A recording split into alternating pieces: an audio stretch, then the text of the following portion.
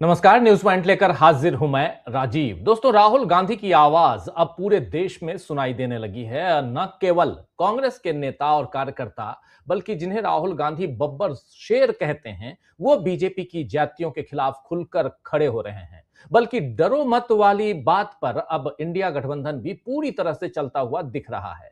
TMC में जिस तरह की तोड़ फोड़ हो रही है, उसका करारा जवाब ममता बनर्जी उधर दे रही हैं। ये भी डरो मत वाली राजनीति का ही उदाहरण है, एग्जाम्पल है।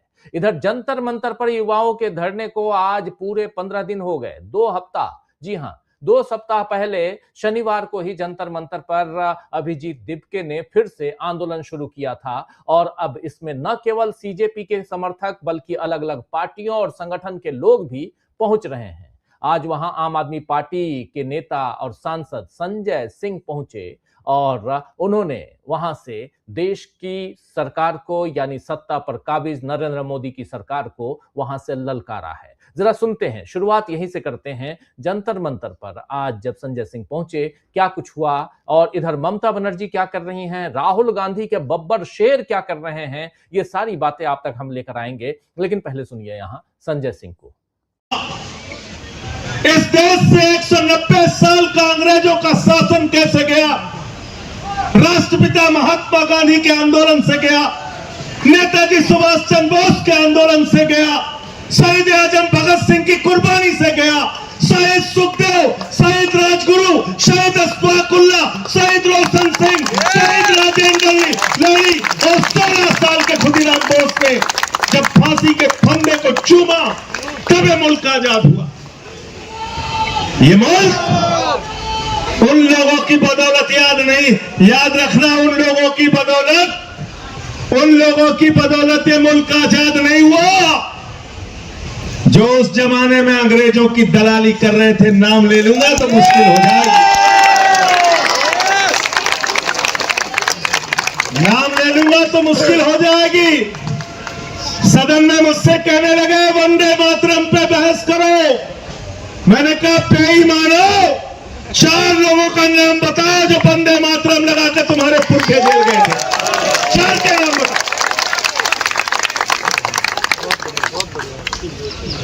वंदे मातरम की बात करते हो, भारत माता की जय की बात करते हो तुम लोग। तो सुन रहे थे यहां पर संजय सिंह सीधा सीधा ललकार रहे हैं नरेंद्र मोदी को, उनकी सरकार को। और पूरी बीजेपी जो है वो कोशिश में है, बीजेपी पूरी तरह कोशिश में है कि इस आंदोलन को दबाए। कांग्रेस के का जो आंदोलन है उसको दबाने की कोशिश बीजेपी लगातार करती आई है, आप देखते हैं। लेकिन अब जंतर मंतर पर जो हो रहा है उसको भी दबाने की कोशिश बीजेपी कर रही है। पुलिस के जोर से लोगों को डराने की कोशिश हो रही है, लेकिन लोग नहीं डर रहे हैं। युवा वहां डटे हुए हैं, 2 सप्ताह हो गए। और जिन पर पुलिस और कानून का डंडा बीजेपी जबरदस्ती चलाने की कोशिश करती है, उनका मुकाबला करने के लिए युवा कांग्रेस अध्यक्ष उदय भानु चिब ने वकीलों से हैदराबाद में हुए नेशनल लीगल कॉन्क्लेव में एक अहम आह्वान किया है। जी हां, यहां उदय भानु चिब का नाम ले रहा हूं और बहुत ही महत्वपूर्ण यहां पर हैदराबाद में जो कॉन्क्लेव हुआ है वो लीगल कॉन्क्लेव है, यानी वहां पर आए देश के वकील और वकीलों से क्या कुछ कहा है, क्या आह्वान किया है यहां उदय भानु चिब ने, जो युवा कांग्रेस के अध्यक्ष हैं। जरा सुन लीजिए। एक यूथ कांग्रेस का साथी होने के नाते मैं आपसे क्या उम्मीद रखता हूं या संगठन आपसे उम्मीद क्या रखता है, चाहे ये पेपर लीक हो, चाहे कोई भी करप्शन की चीज हो, चाहे यूएस ट्रेड डील की बात हो जिसमें यूथ कांग्रेस के साथी जेल गए, तिहाड़ गए, या कोई भी वैसी चीज जिसमें ये बीजेपी सरकार हमारे देश के लोगों को दबाती है, या वो लोग जो गलत नीतियां बीजेपी करते हैं उसके खिलाफ, वो जो लोग बीजेपी के खिलाफ बात करते हैं उसके ऊपर सिस्टम के द्वारा दबाने की कोशिश करती है। चाहे वो यूथ कांग्रेस के लोग हो, कांग्रेस के लोग हो या कांग्रेस के लोग नहीं हो, लेकिन वो भारतीय हो जो सच के लिए इस बीजेपी सरकार से लड़ने की हिम्मत रखते हैं, ये जानते हुए कि अगर हम सच का साथ देंगे, बीजेपी की गलत नीतियों के खिलाफ बोलेंगे तो हो सकता है उनको जेल भेज दिया जाए। लेकिन वो लोग हिम्मत रख रहे हैं और शायद उसकी कीमत भी चुका रहे हैं। मेरी उम्मीद, उपेक्षा सभी साथियों से जो एडवोकेट यहाँ पे हैं, ये है कि आप लोग उनको सपोर्ट कीजिए, उनको लीगल सपोर्ट कीजिए। चाहे यूथ कांग्रेस के साथी हो, कांग्रेस के साथी हो, या वो लोग जो बीजेपी के करप्ट सिस्टम के खिलाफ लड़ रहे हैं, और बीजेपी जब उनको जबरदस्ती दबाने की कोशिश करती है, गलत धाराएं केसेस लगाने की कोशिश करती है, तो आप उनकी आवाज बनिए, आप उनके केसेस को डिफेंड कीजिए। इससे बड़ी सर्विंग और कुछ आज के डेट में हो नहीं सकती जो हम लोग कर सकते हैं। तो सुन रहे थे आप, यहां पर सीधे सीधे कह रहे हैं उदय भानु चिब कि आप उन लोगों को लीगल सलाह ही नहीं दीजिए बल्कि उनको सहायता, लीगल सहायता दीजिए, यानी उनके केसेस को लड़िए। युवा कांग्रेस के तेवर इस समय बीजेपी के लिए बड़ी मुश्किल बन गए हैं दोस्तों। दरअसल आज का युवा देख रहा है कि बीजेपी ने उसके साथ क्या खिलवाड़ किया है और यह खिलवाड़ रुकने का नाम ही नहीं ले रहा है। आज फिर से पेपर चोरी की खबर आई है और इसकी जानकारी देते हुए श्रीनिवास बीवी, आप जानते हैं पहले यूथ कांग्रेस के अध्यक्ष थे, अब वो सीधे कांग्रेस सेवा दल के अध्यक्ष बनाए गए हैं। तो श्रीनिवास बीवी ने क्या कुछ लिखा है आपके सामने रख रहा हूं। श्रीनिवास बीवी लिख रहे हैं कि बीजेपी सरकार में पेपर लीक के बाद पेपर चोरी भी होने लगे हैं। मध्य प्रदेश के राजीव गांधी प्रौद्योगिकी विश्वविद्यालय में परीक्षा से ठीक पहले क्वेश्चन पेपर की ही चोरी हो गया, जिसके कारण परीक्षा रद्द हो गई। बीजेपी की नकारा सरकार और उसका घटिया सिस्टम नए नए तरीकों से छात्रों का भविष्य तबाह कर रहा है, उनकी मेहनत और सपनों को रौंद रहा है। युवा इन्हें कभी माफ नहीं करेंगे, ये कहना है श्रीनिवास बीवी का। श्रीनिवास बीवी ये जो बात कह रहे हैं बहुत महत्वपूर्ण बात है यहाँ पे, क्योंकि इसके जरिए कहीं ना कहीं वो ये बताने की कोशिश कर रहे हैं कि देश में युवा अब किस दिशा में जा रहे हैं, लेकिन देश की सरकार क्या कर रही है युवाओं के खिलाफ। जबकि युवाओं के पक्ष में अगर ऐसा होता तो उनके पेपर चोरी नहीं होती, न ही लीक होते परीक्षा में, परीक्षा से पहले पेपर लीक होना, अब पेपर ही, प्रश्न पत्र ही चोरी कर लिया जाए तो इससे बड़ा घोटाला और क्या हो सकता है। बीजेपी को युवा माफ नहीं करेंगे और राम मंदिर में चोरी करने वालों को श्रद्धालु इस बारे में माफ नहीं करेंगे। और इस बारे में पवन खेड़ा ने एक वीडियो आज पोस्ट किया है। पवन खेड़ा के इस वीडियो को देखिए। हालांकि मंदिर में जो चोरी का मामला है वो अब न सिर्फ राम मंदिर तक ही सीमित है, बल्कि अब देश के कई मंदिरों से ऐसी खबर आ रही है, उस पर भी चर्चा करेंगे। लेकिन पवन खेड़ा क्या कह रहे हैं राम मंदिर में चोरी के मामले में, देखिए जरा।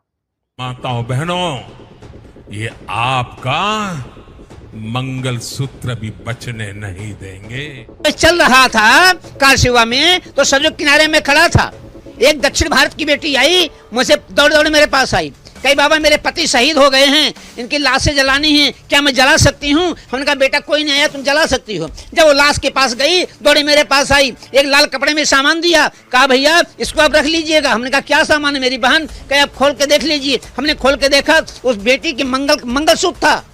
उसने कहा मेरे पति कारसेवा में शहीद हो गए हैं, इस मंगलसूत्र को आप राम जन्मभूमि में लगा दीजिएगा। हमने कहा बेटी मेरे हाथ से नहीं लगाया जा सकता है, हम साधु संत सन्यासी हैं, मैं वचन देता हूँ, आशीर्वाद देता हूँ कि जब भी राम जन्मभूमि बनेगा तो आकर के इस मंगलसूत्र को आप दान पेटी में डाल देना, तेरा मंगलसूत्र दान पेटी में चला जाएगा। और राम जन्मभूमि बनने के बाद वो बेटी यहाँ आई और अपना मंगलसूत्र उतार करके हमारी बेटी दान पेटी में डाली। इन चंदा चोरों ने उस मेरी बेटी के मंगलसूत्र को भी चोरी कर लिया है। रखा जा सकता है इन दुष्टों को, रखा जा सकता है इन दुष्टों को, प्रयोग कर दिया हूं। जो राम का न हो क्या हो सकता है। तो सुन रहे थे आप यहां पे, जो राम का ना हो वो किसका हो सकता है। मंगलसूत्र भी चोरी। प्रधानमंत्री नरेंद्र मोदी चुनाव के समय 2024 का चुनाव याद कीजिए, उस समय कह रहे थे ये मंगलसूत्र भी चोरी कर लेंगे, लेकिन अब कह रहे हैं, अब यहां साधु संत ही कह रहे हैं कि ये किसी के नहीं हो सकते, जो राम का नहीं हुआ वो किसी का नहीं हो सकता। चोरी का मामला बहुत गंभीरता से यहां उजागर होता हुआ नजर आ रहा है। तो नजर आ रहा है दोस्तों कि बीजेपी बुरी तरह फंस रही है और जहां उसे जीत मिली और विरोधियों को पस्त करने की कोशिश बीजेपी की, उसमें भी वो फंसी रही है। जैसे टीएमसी में एक बार फिर टूट हुई है, आप जानते हैं टीएमसी में टूट कई बार हुई और वो भी इस चुनाव के बाद हमने देखा, पश्चिम बंगाल चुनाव के बाद, लेकिन एक बार फिर टूट की ही नजर आ रही है। इस बार ममता बनर्जी की सरकार, ममता सरकार में वित्त मंत्री रही ममता की करीबी चंद्रिमा भट्टाचार्य ने ममता बनर्जी के काली घाट स्थित आवास पर हुई तृणमूल कांग्रेस की राष्ट्रीय कार्य समिति की बैठक में बंगाल का प्रदेश अध्यक्ष नियुक्त किया गया था उनको, चंद्रिमा भट्टाचार्य को। उन्होंने वरिष्ठ नेता सुब्रत बख्शी की जगह ली थी। पार्टी ने 2026 के विधानसभा चुनाव में मिली करारी हार के बाद संगठन को नए सिरे से खड़ा करने की जिम्मेदारी उन्हें सौंपी थी चंद्रिमा को। 3 बार विधायक रह चुकी चंद्रिमा भट्टाचार्य को 2026 के हालिया बंगाल विधानसभा चुनाव में दमदम उत्तर सीट से भारतीय जनता पार्टी के उम्मीदवार सौरभ सिकंदर के हाथों हार का सामना करना पड़ा था। अब वो भी पार्टी से अलग हो गई हैं। इतनी बातें इसलिए बता रहा हूं क्योंकि ममता बनर्जी की पार्टी की एक मुख्य कर्ता धर्ता कार्यकर्ता और प्रदेश की अध्यक्ष जिन्हें चंद्रिमा भट्टाचार्य जिनको बनाया था प्रदेश अध्यक्ष ममता बनर्जी ने, उन्होंने भी पार्टी छोड़ दी है। इसके बाद जब वो अलग हो गई तो ममता बनर्जी ने अब कमान संभाल ली है। कमान संभाली है वो तो खुद चेयरपर्सन हैं ही पूरे पार्टी एआईटीसी की, यानी ऑल इंडिया तृणमूल कांग्रेस की, लेकिन उसके अलावा ममता बनर्जी का कहना है कि अब मैं प्रदेश की भी चेयरपर्सन हूं। ममता बनर्जी ने जो कहा है जरा आपके सामने ला रहा हूं। ममता बनर्जी कह रही हैं कि मैं घोषणा करती हूं कि आज से मैं पश्चिम बंगाल राज्य टीएमसी अध्यक्ष की भूमिका भी संभालूंगी। पार्टी कमेटी में 2 और लोगों मदन मित्रा और कुणाल घोष को शामिल किया गया है। दोनों को इस कमेटी का महासचिव नियुक्त किया गया है। तो ममता के इस पलटवार से जाहिर है कि वो इतनी आसानी से झुकने वाली नहीं है। और उधर राहुल गांधी के जो बब्बर शेर हैं वो भी इतनी आसानी से झुकने वाले नजर नहीं आते हैं। और उधर युवाओं की टोली जो बैठी हुई है जंतर मंतर पर, वो आज 2 सप्ताह के बाद 15 दिन पूरे हो गए, लेकिन वो भी झुकने को तैयार नहीं है। तो क्या सरकार झुकेगी? बड़ा सवाल है। इस सवाल के साथ चलते हैं, आगे बढ़ते हैं, जरा समझने की कोशिश करते हैं कि कैसे चौतरफा घिरे हुए हैं नरेंद्र मोदी, और नरेंद्र मोदी को चौतरफा घेरने की कोशिश किसने की है? तो राहुल गांधी और ममता बनर्जी ने सीधी चुनौती कैसे दी है ये, और साथ में अपडेट्स जो जंतर मंतर से हैं वो भी आप तक हम पहुंचाने की कोशिश करेंगे। हमारे साथ कुछ वरिष्ठ साथी जुड़े हुए हैं, उनसे पहले आपका परिचय करवाता हूं और आगे बढ़ते हैं। जरा स्क्रीन पर देखिए आप, इस वक्त हमारे साथ 3 वरिष्ठ साथी जुड़े हुए हैं। हमारे साथ प्रशांत टंडन जी हैं, हमारे साथ अमलेंदु उपाध्याय जी हैं, हमारे साथ अंशु जी हैं जुड़ी हुई। आप तीनों का स्वागत इस्तकबाल है। और उधर इकरार हमारे साथ जुड़े हुए हैं जंतर मंतर से। इकरार आपका भी स्वागत है और स्वागत इस्तकबाल आप तमाम दोस्त साथी शुभचिंतक आप सबका जो अब तक जुड़ चुके हैं, उनका भी, जो जुड़ने वाले हैं इस कार्यक्रम में, उनका भी स्वागत करता हूं। आज का दिन बहुत बड़ा दिन जंतर मंतर के हिसाब से, बहुत बड़ा दिन अगर देखा जाए तो कांग्रेस पार्टी के हिसाब से भी। कांग्रेस लगातार अलग अलग मोर्चों पे को संभाले हुए, अलग अलग मंचों से लोगों का आह्वान करते हुए, और तीसरी तरफ अगर देखा जाए तो एक बहुत ही महत्वपूर्ण बात आती है कि जंतर मंतर पर लगातार लोगों का और नेताओं का हुजूम अब बढ़ता जा रहा है। सबसे पहले चलते हैं जंतर मंतर पे और जरा अपडेट लेते हैं। जंतर मंतर का अपडेट क्या है, आज कौन कौन लोग आए? संजय सिंह को अभी हमने सुना और हम पिक्चर अभी तस्वीर देख भी रहे हैं सीधे अपने स्क्रीन पर भी। इनके अलावा कौन कौन आए हैं, क्या चल रहा है 2 हफ्ते बीतने के बाद, और आज 7वां दिन है शायद, या 8वां दिन है, 7वां दिन है जहां तक मुझे ध्यान आ रहा है। 7वें दिन क्या जो लोग आमरण अनशन पे हैं उनके क्या हालात हैं, उनकी तबीयत कैसी है, ये सब कुछ जानने समझने की कोशिश करते हैं। और इधर प्रोफेसर अखिल स्वामी जी भी हमारे साथ जुड़ गए हैं। स्वामी जी आपका स्वागत करता हूं इस कार्यक्रम में।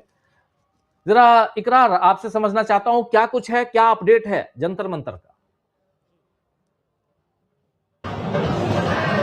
जी राजीव जी, आज जो इस अनशन का ऑफिशियली कहें तो या कहें 15 दिन हो गए हैं, क्योंकि पिछले से पिछले शनिवार को अनशन यहाँ जो माफ़ कीजिए जो हड़ताल है वो प्रदर्शन माफ़ कीजिएगा वो शुरू हुई थी, वो शुरू हुआ था, वो लगातार आज उसको 15 दिन हो गए हैं। वहीं अगर हम अनशन की बात करें तो आज अनशन का 7वां दिन है और लगातार जो भूख हड़ताल पर जो छात्र बैठे हैं, जो युवा बैठे हैं, उनकी तबीयत धीरे धीरे अब ख़राब होना शुरू हो गई है। जो ऐसा कि जो एक छात्रा थी दानिश, वो उनको आज हॉस्पिटल में एडमिट कराया गया है। डॉक्टर्स उन्हें जो है वो हॉस्पिटल लेकर गए हैं। हालांकि उन्होंने हॉस्पिटल जाने से मना किया था। उन्होंने कहा कि जब तक धर्मेंद्र प्रधान इस्तीफा नहीं देते तब तक मैं यहीं टिकी रहूँगी, मैं भूख हड़ताल ख़त्म नहीं करूँगी। तो ये लगातार जो जज्बा है, जो यहाँ भूख हड़ताल पर बैठे हैं उन लोगों में ये जज्बा है। आज 7 दिन हो गए। 7 दिन राजीव जी बहुत ज़्यादा होते हैं भूख हड़ताल के लिए।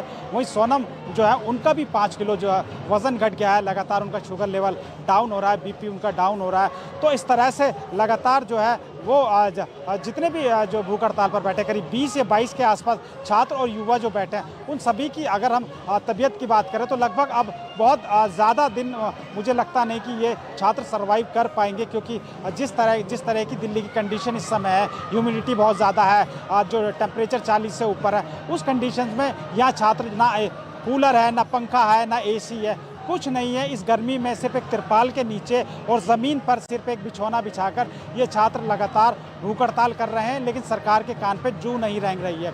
वहीं अगर हम बात करें तो आज राजीव जी बहुत महत्वपूर्ण दिन शनिवार का इसलिए रहा क्योंकि कुछ पूर्व सैनिक भी यहाँ जुड़े, इस आंदोलन से जुड़े और उन्होंने अपना समर्थन दिया। यानी जो पूर्व सैनिक है उनका समर्थन देना एक बहुत बड़ी बात है, और खुले मन से उन्होंने जो मौजूदा सरकार है उसके खिलाफ जो है जमकर जो है बातें कही। उन्होंने कहा किस तरह से जो शहीदों का अपमान किया जा रहा है। एक जो गृह मंत्री रक्षा मंत्री हैं जिनको हम बहुत सम्मानित नज़रों से देखते थे, वो शहादत छुपा रहे हैं। इस तरह का जो माहौल है देश में चल रहा है। अग्निवीर को लेकर लगातार उन्होंने निशाना साधा कि किस तरह से जो एक सैनिक है वो जो किसान, क्योंकि किसान परिवारों से अधिकतर जो सैनिक है वो आते हैं, और उनके साथ किस तरह से व्यवहार किया जाता है। एक उनका ख्वाब होता है कि वो देश की रक्षा करें, लेकिन उसके बावजूद भी जो अग्निवीर की जब से योजनाएं लेकर आए तब से लगातार जो युवा हैं उनमें अब सेना में जाने के प्रति थोड़ा उत्साह कम हुआ है। यानी ये बहुत बड़ी बात है राजीव जी। वहीं अगर हम किसानों की बात करें तो आज भी कुछ किसान संगठन आए जो कि उत्तर प्रदेश से आए थे। उन्होंने बाकायदा रसोई चलाई, यहाँ लोगों को खाना वितरित किया, यानी अपने साथ वो खाना लेकर आए थे। वहीं एक संयुक्त किसान मोर्चा SKMB वो लिखते हैं, उन्होंने ये ऐलान किया है कि कल वो यहाँ पहुँच रहे हैं और भारी तादाद में पहुँच रहे हैं। दरअसल पहली बार ऐसा हुआ है कि किसी किसान संगठन ने ऑफिशियली लेटर लिख के जो है CJP को अपना समर्थन दिया है। वहीं अभी जो राजीव जी थोड़ी देर में एक बार सोनम फिर लोगों से बात करेंगे तो वो हम बात आपको लाइव सुनाएंगे कि वो क्या कह रहे हैं, क्योंकि 7वां दिन है, सोनम खुद वहाँ बैठे हैं, वो अपनी हिम्मत दिखा रहे हैं। वहीं पॉलिटिकल लगातार जो अन्य संगठनों की हम बात करें वो लगातार जारी है, लेकिन पॉलिटिकल सपोर्ट भी लगातार इस प्रोटेस्ट को मिलता जा रहा है। जब ये प्रोटेस्ट शुरू हुआ था तो एक आरोप लगाया जा रहा था कि किस तरह ये आम आदमी पार्टी के ही बी टीम है, और तमाम तरीके के आरोप लगाए जा रहे थे। लेकिन आज संजय सिंह खुद यहाँ पहुंचे, उन्होंने मंच से संबोधित किया, आपने उनका संबोधन भी सुनाया। उन्होंने साफ तौर पर ये कहा जब बाद में बात हुई कि किस तरह से हम जो तमाम जो पॉलिटिकल लोग आ रहे हैं उनके जैसे ही हम लोग आए, क्योंकि आज CPIM के जो सांसद है जॉन ब्रिटास वो भी पहुंचे, उनके साथ DMK सरकार में एक मंत्री थे वो भी पहुंचे। यानी इंडिया गठबंधन की अगर आप लगभग कहें तो वो लगातार उनका पहुंचना यहाँ जारी है। राजीव जी, सोनम बोल रहे हैं, अगर आप कहें तो एक बार उनका सुनाते हैं कि वो क्या मैसेज देना चाह रहे हैं। ठीक है, बिल्कुल आप वहां तक कैमरा लेके जाइए, सुनने की कोशिश करते हैं। आप बिल्कुल जाइए उधर, और तब तक एक कमेंट लेना चाहता हूं जल्दी से। प्रोफेसर अखिल स्वामी जी, आपके पास आना चाहता हूं। अभी सोनम वांगचुक को हम सुनेंगे, लेकिन सब कुछ आप देख रहे हैं, बहुत कुछ है पर्दे के पीछे, पर्दे के बाहर भी। स्वामी जी देखिए राजीव जी, मेरा स्पष्ट है, पहले तो मैं थोड़ा संशय में था, अब मुझे पूरा विश्वास हो गया है कि देखिए ये लड़ाई जो है जीतनी बहुत आवश्यक है, और जिस प्रकार से ये संवेदनहीन सरकार है इसे लड़ाई जीतना मुश्किल लग रहा है। तो अब मुझे लगता है, मुझे नहीं पता पॉलिटिकली मैं करेक्ट हूं, पॉलिटिकली इनकरेक्ट हूं, आई डोंट नो, लेकिन अब मुझे लगता है कि राहुल गांधी को बड़ा दिल दिखाते हुए जंतर मंतर जाना चाहिए, इन बच्चों के साथ खड़ा होना चाहिए और ये कहना चाहिए कि मैं राजनीतिक व्यक्ति हूं, एक नेशनल पार्टी का मैं लीडर अपोजिशन हूं, और पार्लियामेंट के अंदर मेरे। स्वामी जी थोड़ा सा रुकते हैं, जरा सुन लेते हैं सोनम वांगचुक को, और फिर तुरंत आपके पास। हमें कल बता रहे थे कि कल और आज में कभी भी हमें यहाँ से जबरदस्ती हटाया जा सकता है, क्रैकडाउन की तरह हमें पुलिस यहाँ से हटा देंगे। तो मैं तो यही सोचता हूँ कि एक शांतिपूर्ण प्रदर्शन जिसमें शांति के अलावा और कुछ भी नहीं है, जो कि एक संवैधानिक हक है, वो भी ना दिया जाए तो फिर शायद यही बेहतर है, शायद यही जगाएगा देश को कि हमारा देश कैसे चल रहा है। शायद हमारे यहाँ होने से हमें इस तरह जबरदस्ती हटाया जाना ही देश को जगाने में ज्यादा कारगर होगा, मगर मैं उम्मीद करता हूं कि जो कुछ भी हमारे हक बचे हुए हैं उसका आदर करते हुए हमारी सरकार ऐसा कुछ नहीं करेगी। हम वही कर रहे हैं जो संविधान में हमें अधिकार हैं, उससे ज्यादा नहीं कर रहे हैं। हम बच्चों की आवाज सरकार तक पहुंचा रहे हैं और जो कुछ कमी पेशी रही है उसके लिए जवाबदेही मांग रहे हैं। ये तो होना चाहिए, इसके लिए तो पुरस्कृत करना चाहिए। जैसे हमारे प्रधानमंत्री कहते हैं कि क्रिटिसिज्म तो लोकतंत्र की जान है, तो हम बल्कि क्रिटिसिज्म भी क्या अपील कर रहे हैं कि जवाबदेही लाई जाए।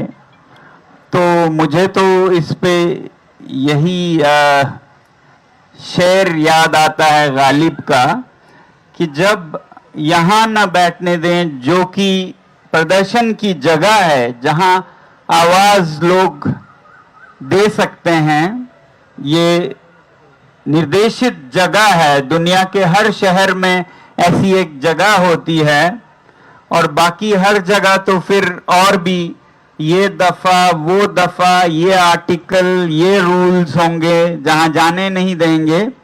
तो गालिब ने किसी और संदर्भ में कहा था, जब वो मस्जिद में पीने लगे तो मस्जिद में ही पीने दे गालिब, या कोई ऐसी जगह बता जहां खुदा ना हो। तो हम कहते हैं जंतर मंतर पे ही रहने दे सरकार, या कोई ऐसी जगह बता जहां दफा ना हो। और ऐसी जगह है नहीं, यही निर्देशित जगह है, तो यहां न रहें तो कहां। और फिर ये कलंक बनेगा देश पर, बल्कि अंतर्राष्ट्रीय स्तर पर भी, कि यहां शांति से प्रदर्शन कर रहे, अनशन कर रहे लोगों को जबरदस्ती हटाया गया। ये एक अंतर्राष्ट्रीय समाचार बनेगा और अभी तक हमने इसे अंतर्राष्ट्रीयकरण न करने की पूरी कोशिश की है। तो दूसरी तरफ राष्ट्रीय स्तर पर यही शायद लोगों को जगाएगी, ये हमारी उम्मीद है और यही हमारा संदेश है। अगर हम यहाँ रहते हैं तो भी मैं कितने देर आप लोगों से बातचीत कर पाऊंगा ये कहना मुश्किल है, मगर जितने दिन भी यहाँ हैं मैं अपील करूंगा कि आप लोग आते रहें और बड़ी संख्या में आकर अपने ही जीवन के लिए, जो युवा हैं अपने ही भविष्य के लिए, और जो बड़े हैं अपने बच्चों के भविष्य के लिए एक ऐसी मांग करें जो आने वाले सालों में, जो शायद आप पर नहीं बीती हो, जो इन 20 बच्चों पर बीती और उनके माता पिता पर बीती, वो आप पर ना बीते, आपके निकट रिश्तेदारों पर ना बीते। इसके लिए हम ये कर रहे हैं। तो मैं चाहूंगा कि बच्चों की सबसे प्रिय तो माएं होती हैं, तो माएं जरूर आए यहाँ। मुझे अपने माँ की याद आती है, वो कितना मेरा ख्याल रखती थी। तो जिन माओं के बच्चे हैं अभी 6वीं कक्षा में, 8वीं कक्षा में, 10वीं, आगे उनके बच्चों के साथ यही ना हो, इसलिए मैं अपील करूंगा कि माएं तो जरूर आएं। नहीं तो आप शायद यही सोचते रह जाएंगे ये तो उन बच्चों की बात है, हमारे साथ तो कुछ हुआ नहीं। याद रखिएगा, यही चीज कुछ सालों में आपके बच्चे के साथ भी हो सकता है, मगर तब तक इतनी कठोरता आ चुकी होगी सरकार में कि कुछ नहीं बिगड़ता है और कोई शायद आवाज भी ना करे अगर ये नाकामयाब हो जाता है, असफल हो जाता है। तो इसी अपील के साथ, क्योंकि मैं ज्यादा बोलूं तो थक जाता हूं, मैं आप लोगों को फिर धन्यवाद करता हूं। जो यहाँ आए हैं, जो आएंगे, उनका भी धन्यवाद करता हूं। धन्यवाद। जैसा अभी सर ने बोला कि शायद से क्रैकडाउन हो सकता है आज रात या कल रात, तो उस पर मेरी पुलिस से बस एक ही रिक्वेस्ट है, लाठी चलाने से पहले एक बार सोच लेना यहाँ पर आपके बच्चों की उम्र के लोग हैं, आपके माता पिता की उम्र के लोग हैं, तो लाठी चलाने से पहले बस उतना सोच लेना। यहाँ पर पिछले 15 दिन से हम बैठे हुए हैं, हमारा जो प्रोटेस्ट है 3rd वीक में जा चुका है, 2 हफ्ते से हम बैठे हुए हैं, धूप थी, बारिश थी, आंधी आई थी, फिर भी हम लोग शांति से बैठे हुए थे, हमने कहीं से भी कोई भी प्रॉब्लम क्रिएट नहीं करी है। तो वो चीज याद रखिए। और दूसरी चीज, यहाँ बस नीट के स्टूडेंट्स नहीं आए हुए हैं, यहाँ बस कॉलेज के स्टूडेंट्स नहीं आए हुए हैं, यहाँ पर ऐसे भी स्टूडेंट्स आए हुए बिहार से, झारखंड से, जो आगे जाकर सोचते हैं कि हम भी पुलिस में भर्ती हो जाए। अगर उन बच्चों पर लाठी चलेगी तो सोचिए उन बच्चों को कैसा लगेगा। तो मेरी बस वही रिक्वेस्ट है, हमने तो अपनी तरफ से कुछ नहीं गलत नहीं किया है, हम लोग आप ही के बच्चों के लिए लड़ रहे थे। आपके बच्चे भी नीट और सीबीएसई की एग्जाम दे रहे होंगे, दी होगी, उनको भी परेशानी हुई होगी, हम उनके हक के लिए लड़ रहे थे। तो बस ये चीज याद रखिए, आप भी देश की सेवा कर रहे हैं, हम भी देश की सेवा कर रहे हैं। आप यूनिफॉर्म में कर रहे हैं, हम विदाउट यूनिफॉर्म कर रहे हैं, अलग अलग तरीके से कर रहे हैं, लेकिन काम एक ही कर रहे हैं। और दूसरी चीज मैं कहना चाहता हूं कि पिछले कई दिनों में आपने देखा होगा कई सारे पार्टी के लीडर्स आए थे हमें सपोर्ट देने के लिए हमारे मुद्दे पर। तो मैं उन सभी सारे लीडर्स का धन्यवाद करना चाहता हूं। I want to express my gratitude to them, beat NCP, beat TMC, CPI, CPIM, इन सारे लोगों ने आगे आकर हमारा सपोर्ट किया है और आगे जाकर और भी लोग आएंगे। कई सारे फार्मर ऑर्गेनाइजेशंस भी आई हुई है। So I want to thank them all.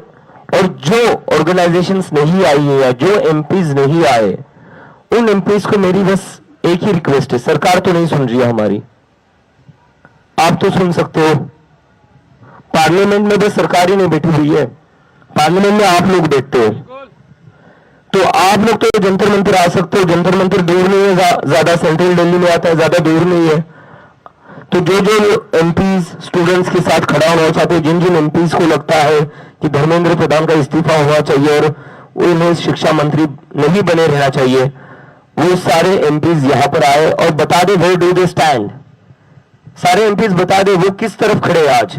क्या आज वो देश के युवाओं के साथ खड़े हैं या वो बस अपने इंटरेस्ट में खड़े हैं, ये आपको बताना पड़ेगा।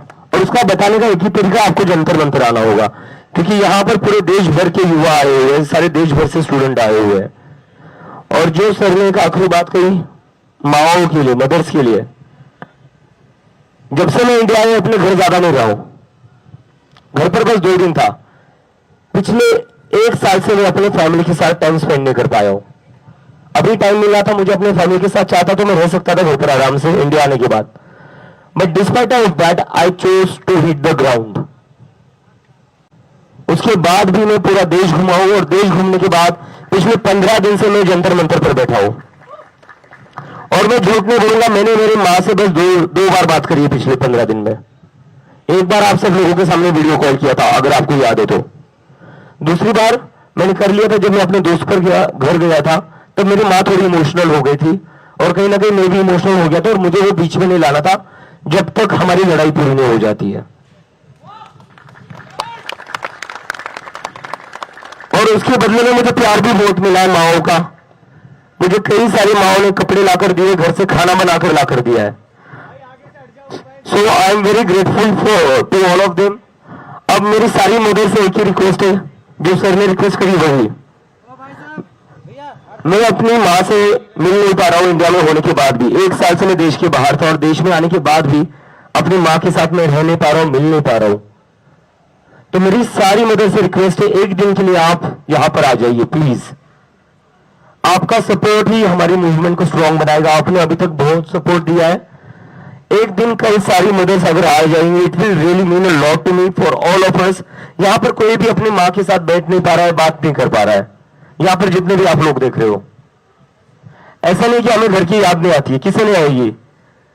दिन भर यहां पर बैठे हुए, धूप में बैठे हुए, बारिश में बैठे हुए, घर की याद आती है, लेकिन फिर भी लगे हुए क्योंकि एक बड़ा कॉज है सामने। और ये बड़े कॉज को लड़ने के लिए स्ट्रेंथ मिलती है हमें, वो आपका जो प्यार और सपोर्ट मिल रहा है उससे।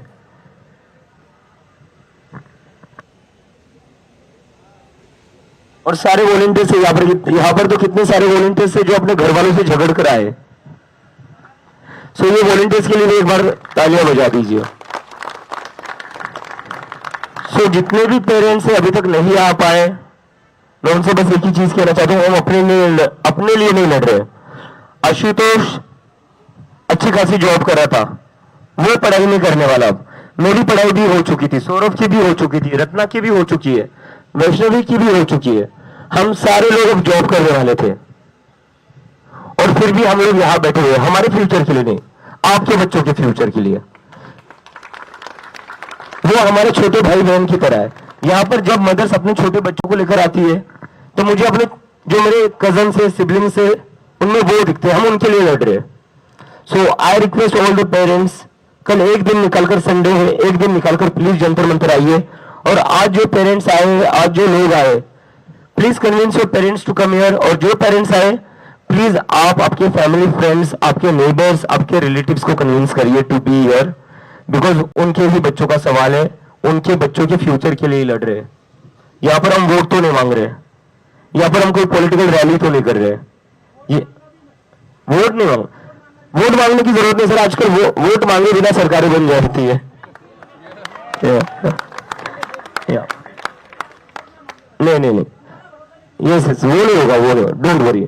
सो बस एक ही रिक्वेस्ट है, सारे लोग आ जाइए, and specially mothers and fathers, please be here, we are fighting for your kids. Thank you.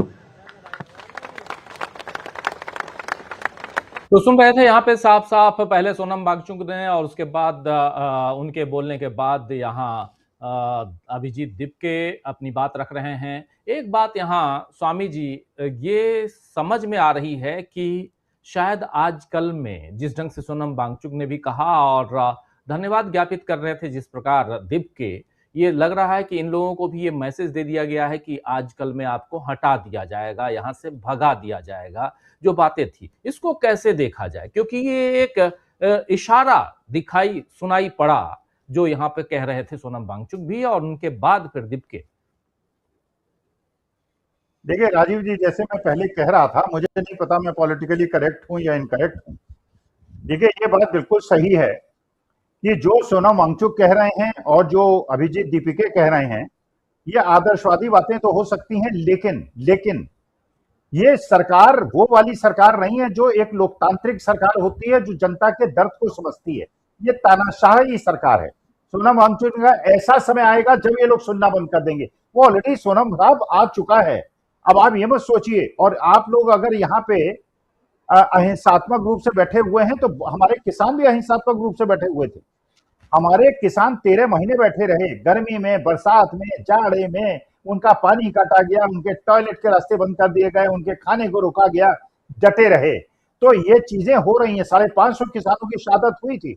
एक बहुत महामहिम ने ये कहा था, मेरी वजह से थोड़ी मरे, मैंने थोड़ी कहा था उनसे मरने के लिए। तो ये चक्कर में मत रहिए। जो मैं बात पहले कह रहा था, मुझे नहीं पता पॉलिटिकली करेक्ट है इनकरेक्ट है, ये बात बिल्कुल सही है। अब ये बात अगर फैल गई है कि पुलिस क्रैकडाउन कर सकती है, इसका मतलब थोड़ा सा जो अमित शाह करना चाहते थे उन्होंने कर दिया है। क्योंकि मानी बात है, कमजोर दिल के लोग ये जो भाग नहीं सकते और लाठी नहीं खा सकते, वो शायद, तो इसलिए मैं कह रहा हूं ये ऐसा टाइम है। पता नहीं ये कांग्रेस की पॉलिसी से मेल खाता है कि नहीं खाता है, उनकी स्ट्रेटेजी से मेल खाता है कि नहीं खाता है। मैं ये चाहता हूं एक इंडिविजुअल की तरह, एक पिता की तरह, एक अध्यापक की तरह, अपने बच्चों के शुभचिंतकों की तरह, या तो राहुल गांधी जंतर मंतर चले जाएं या प्रियंका गांधी जंतर मंतर चले जाएं और वहां जाके इन बच्चों के साथ खड़े होकर कहें कि पूरी कांग्रेस तुम्हारे साथ है, यूथ कांग्रेस तुम्हारे साथ है और एनएसयूआई तुम्हारे साथ है, और अपने यूथ कांग्रेस एनएसयूआई के लोगों का आह्वान करते सब जंतर मंतर पहुंचो। देखिए ये लोग जो अभी तो इन पर लाठी नहीं चली है ना 15 दिन में, यूथ कांग्रेस और एनएसयूआई वाले तो लाठी भी खा रहे हैं, पानी की छाले भी खा रहे हैं। लेकिन ये मत समझिए ये गांधीवादी अप्रोच से आप इस सरकार को इनका दिल बदल देंगे। ये गांधीवादी तरीके समझिए, गोडसेवादी सरकार है, ये गांधीवादी तरीके से नहीं समझती है। एनएसयूआई यूथ कांग्रेस लोग पिट रहे हैं, लोग मर जाते हैं, पिट जाते हैं, पता ही नहीं चलता उनकी कहां क्या हो गया। इसलिए यहां तो पुलिस एनकाउंटर कर देती है बिहार के अंदर। इन चक्करों में मत रहिए। और मेरी अगर आवाज, डीबी लाई की आवाज अगर कांग्रेस मुख्यालय तक पहुंचती है, राहुल गांधी या प्रियंका गांधी अभी अगर चले जाएंगे, कल सुबह हो सकता है इनको पीट पाट के भगा दें। और उसके बाद ये हमारा देश सो गया है। हमारे देश के लोगों को अपने बच्चों की चिंता नहीं है। जो लोग भी जा रहे हैं वो धन्यवाद के पात्र हैं, उनको सल्यूट है। लेकिन मेरे देश की आत्मा मर गई है। ये गांधी का देश नहीं रह गया है। ये निकम्मों और कमजोर लोगों का और ऐसे लोगों का देश रह गया है जिन पे हमें गर्व था अपने पूर्वजों पे। लेकिन ये जो हमारा आज के तारीख में जो जिंदा लोग हैं, जिसमें भी इंक्लूडेड हूं, हम लोगों ने भी अपनी निकम्मेपन को साबित कर दिया है और अपने देश के लिए जो हमारे पूर्वजों ने जान दी थी और फांसी पे चढ़े थे, हम उन्हें शर्मिंदा कर रहे हैं। तो मैं राहुल गांधी, प्रियंका गांधी से निवेदन करता हूं, कांग्रेस के भी मेंबर ऑफ पार्लियामेंट वहां पे गए थे और वहां पे बाकी लोगों को गए थे, कांग्रेस के महाराष्ट्र के मेंबर ऑफ पार्लियामेंट भी गए थे, कांग्रेस का नाम भूल गए थे अभिजीत दीपी के। अमरावती, तो इसलिए राहुल अमरावती के गांधी कोई अमरावती के अमरावती के सांसद, तो इसमें राहुल गांधी, प्रियंका गांधी तुरंत पहुंचे या कोई ऐसा ये अपने जो कोई बहुत बड़ा नेता कांग्रेस का पहुंचे जिसके बात का असर हो, कहे कि यूथ कांग्रेस है, निश्चय आपके साथ है, कांग्रेस आपके साथ है। क्योंकि पुलिस अगर उसके बाद उत्पीड़न करेगी तब उसका असर होगा, वरना इन बच्चों को मार मूर के भगा देंगे, कुछ होने वाला नहीं है। 2-4 बच्चों को उठा ले जाएंगे, पता ही नहीं चलेगा कहां चले गए, लोग उनको भूल जाएंगे। हमारा देश सो गया है और मुझे शर्म आती है हमारे देश के जो पूर्वजों पे हमें गर्व होता था, राणा प्रताप और छत्रपति शिवाजी महाराज का ये देश, ये चंद्रशेखर आजाद और भगत सिंह का देश, आज ऐसा देश हो गया है जिसमें बच्चों पे अत्याचार हो रहे हैं, उनके पेपर लीक हो रहे हैं, हर जगह चोरी हो रही है। बद्रीनाथ केदारनाथ पे चोरी हुई है, महाकाल में चोरी हो रही है, अयोध्या में चोरी हो रही है और हमारी आत्मा मर गई है, हमारी अंतरात्मा मर गई है। मैं भारतवासी अपने को इंक्लूडेड धिक्कारता हूं।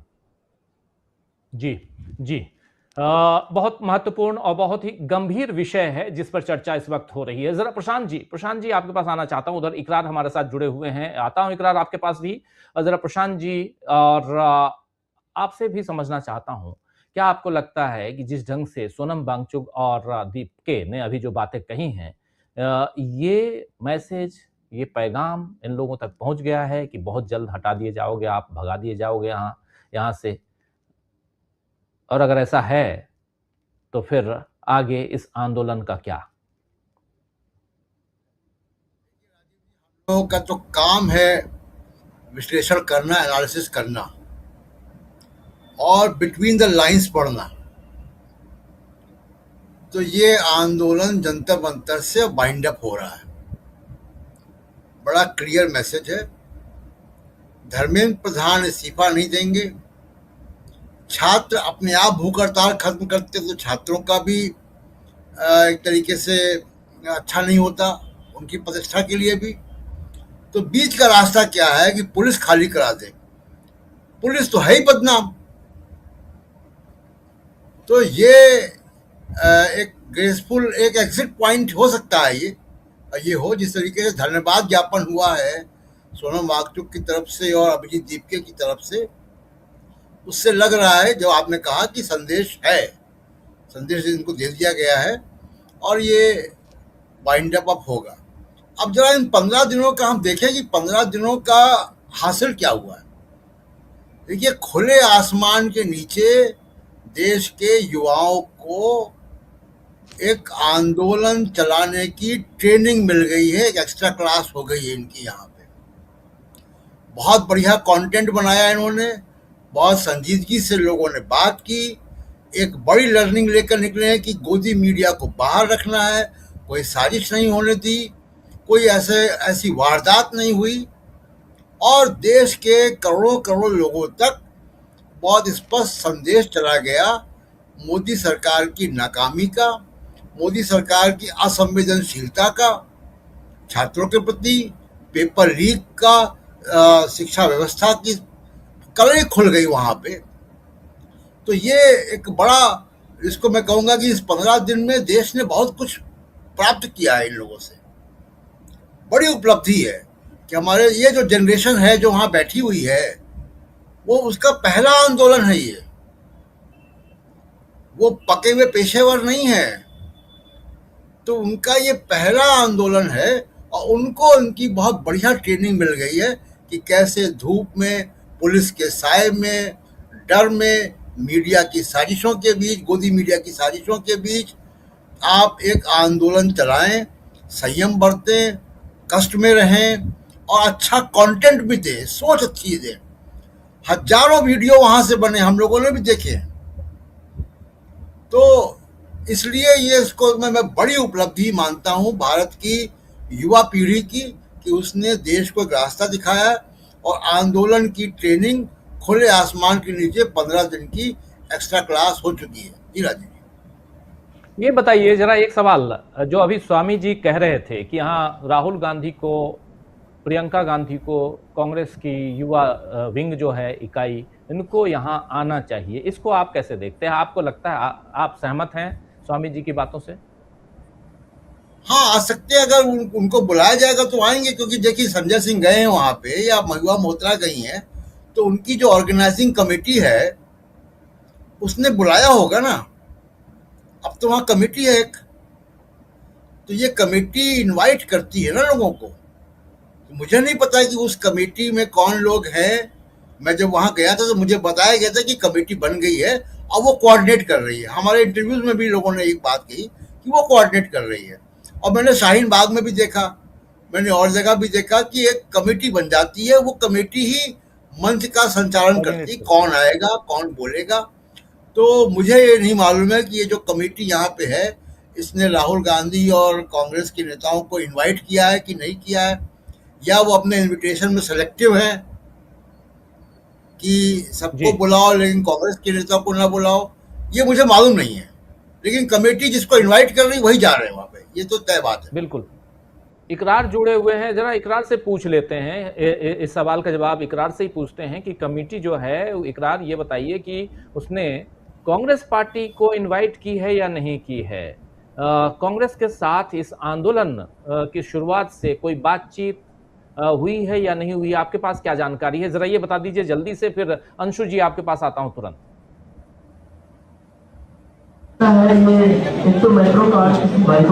राजीव जी देखिए, हमने जब दीपके से जब इस आंदोलन का 5वां या 6वां दिन था तो खुद डीबी लाइव ने सवाल किया था। मैंने राहुल गांधी की खुद दीपके से पूछा था कि जिस तरह से राहुल गांधी छात्रों की आवाज़ उठा रहे हैं और जिस तरह से उन्होंने कोटा में एक बड़ा जो है वो छात्रों के साथ संवाद किया, और लगातार उनका एक कार्यक्रम है जो वो देश भर में वो छात्रों के साथ छात्रों की गूंज कार्यक्रम कर रहे हैं, छात्रों की बातें रख रहे हैं, लगातार जो है वो सक्रिय हैं। तो क्या आपने कांग्रेस से या राहुल गांधी के इस जो कार्यक्रम है उसको आप सपोर्ट करते हैं या कोई बातचीत की है?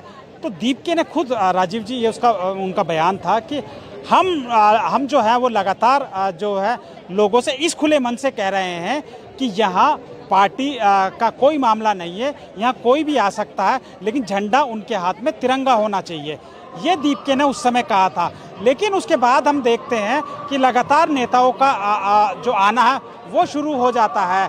जो टीएमसी के नेता आए, सीपीआई के तमाम जो है सीपीआई सीपीआईएम के तमाम नेता आ रहे हैं, एनसीपी के नेता आ रहे हैं और आज आम आदमी पार्टी के नेता आए।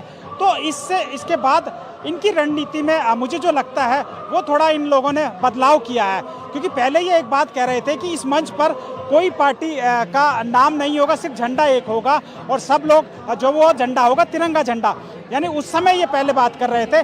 लेकिन उसके बाद जब से लगातार जो नेताओं का आना शुरू हुआ और जो जैसा प्रशांत जी बात कर रहे थे कि इनकी कमेटी है, एक कमेटी बनाई गई थी जिसकी जानकारी मीडिया को भी दी गई थी, और उस कमेटी में जो तमाम दीपके सहित तमाम जो आपको फेस दिखते हैं वही लोग हैं जो उस कमेटी के जो एक कोर कमेटी जो इनकी है वो लोग हैं। तो उन्हीं लोगों से जिन लोगों को आना है वो संपर्क करते हैं या ये लोग उनसे संपर्क करते हैं। अब कांग्रेस के या किसी और पार्टी के मुद्दे पर, जैसे आज आम आदमी पार्टी के सांसद संजय सिंह से यही सवाल हुआ कि आप क्या आम आदमी पार्टी का की इसको आरोप लगते हैं कि आम आदमी पार्टी की ये बी टीम है और उस तरह का, तो संजय सिंह ने कहा कि जिस तरह तमाम पॉलिटिकल पार्टियों के नेता आ रहे हैं उसी तरह मैं भी आया हूँ और मेरे नेता अरविंद केजरीवाल है, उन्होंने कहा इसलिए मैं आया हूँ। तो यानी तमाम जो पार्टी के नेता हैं वो आ रहे हैं, तो उसी तरह से मैं आया था। तो राजीव जी, जो स्पष्ट है कि कांग्रेस के साथ इन्होंने संपर्क किया नहीं किया, ये स्पष्ट नहीं हो सकता, क्योंकि दो अलग अलग जो बातें हैं वो हमने पिछले 15 दिनों में देखी। जी राजीव। बिल्कुल बिल्कुल, जरा प्रशांत जी इसमें कुछ जोड़ना चाहते हैं, फिर अंशु जी। प्रशांत जी। जी, सिर्फ दो बातें राजीव जी। शाहीन बाग के आंदोलन में और किसानों के आंदोलन में बड़ा स्पष्ट था कि हम किसी राजनीतिक दल को नहीं बुलाएंगे, और उन्होंने मंच पे किसी को नहीं, मंच पे नहीं आने देंगे। आकर नीचे तो आते थे समर्थन के लिए, लेकिन मंच पे नहीं आएंगे।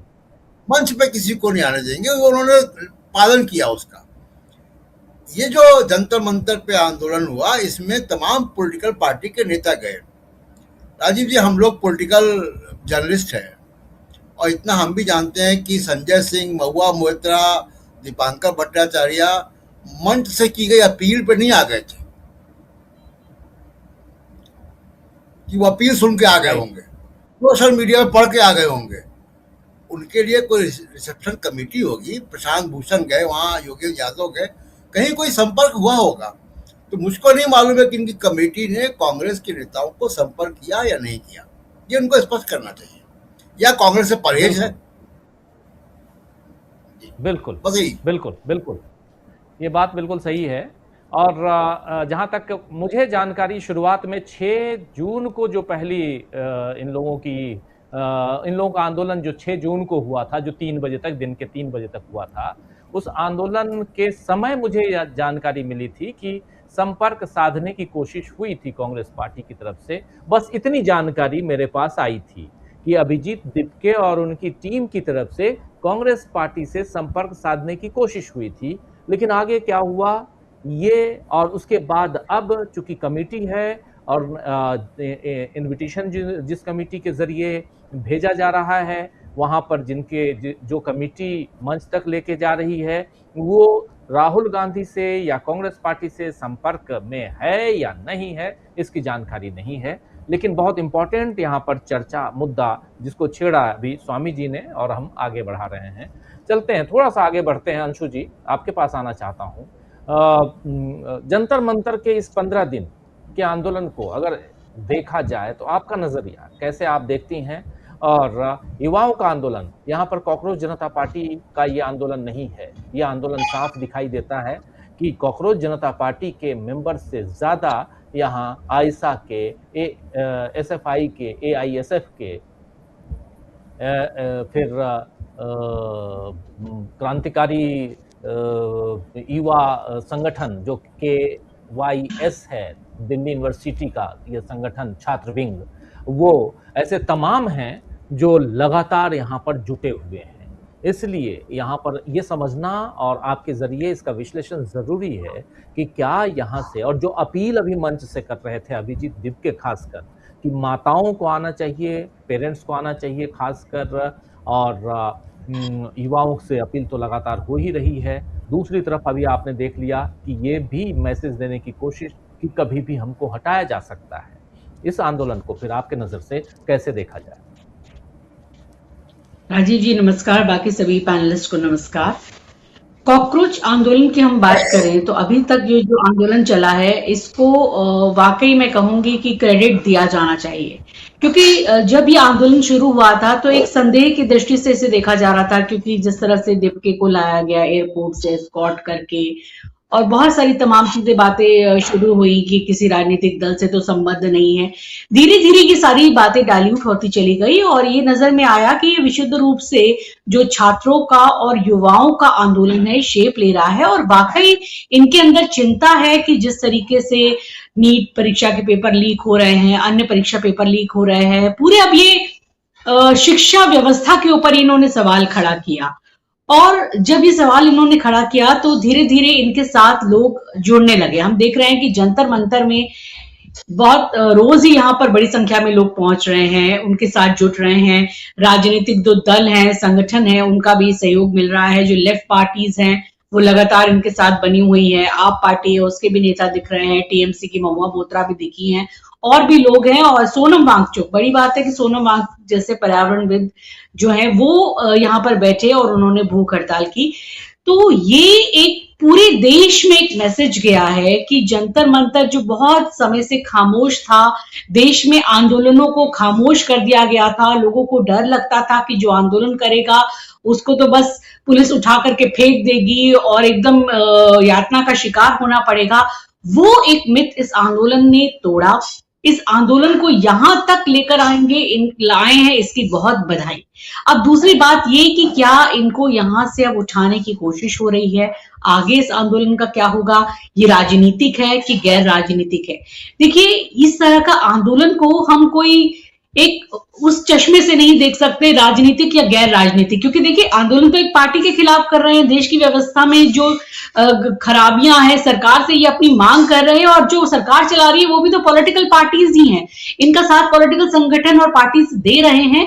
देखिए क्योंकि देश में पॉलिटिकल पार्टीज ऐसे संगठित तरीके से काम करती हैं, जिनके कैडर होते हैं, जिनके लोग सपोर्ट करते हैं, जिनके पास संगठन की क्षमता होती है, शक्ति होती है, तो अगर इनको उनका सहयोग मिल रहा है तो इसमें कुछ गलत नहीं है कि इसको ऐसे वर्गों में रखना कि राजनीतिक और गैर राजनीतिक। अच्छी बात है कि ये कॉकरोच पार्टी इसको बहुत ज्यादा इस तरीके से तूल नहीं दे रही है कि भाई नेता मंच पे आए या ना आए, जैसे शाहीन बाग में हो रहा था। अच्छा है, क्यों ना आए? क्या नेता इस देश के नागरिक नहीं है? क्या उनकी चिंताएं उस तरह से नहीं है?